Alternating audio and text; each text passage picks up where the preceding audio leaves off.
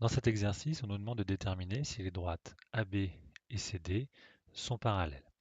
On sait que c'est équivalent de montrer que les vecteurs AB et CD sont collinéaires.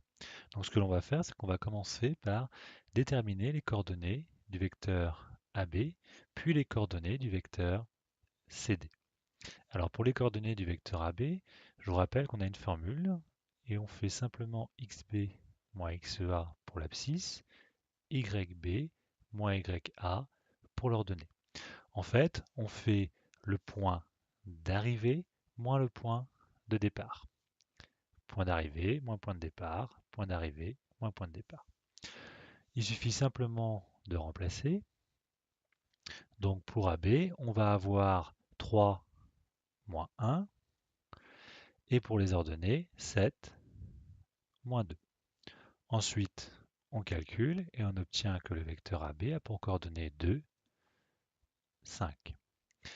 De même, on peut faire pour le vecteur CD. Donc on va faire les coordonnées de D moins les coordonnées de C, c'est-à-dire pour l'abscisse 2 moins 4 et pour l'ordonnée 7 moins 12.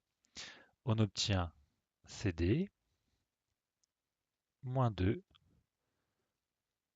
moins 5. Alors ensuite, pour voir si les vecteurs sont collinaires, c'est assez simple. Il suffit de montrer que ces vecteurs sont proportionnels. Le plus simple, c'est d'écrire les vecteurs l'un en dessous de l'autre, c'est-à-dire le premier 2, 5, le deuxième moins 2, moins 5. Et tout simplement, on va utiliser le produit en croix, puisque si c'est proportionnel, on doit pouvoir appliquer le produit en croix. C'est-à-dire qu'on va calculer moins 2 fois 5, qui donne moins 10, et on va calculer 2 fois moins 5. On se rend compte qu'on obtient également moins 10. À partir du moment qu'on obtient le même résultat, ça veut dire que les deux vecteurs sont proportionnels. Donc on peut conclure que le vecteur AB et le vecteur CD sont collinéaires.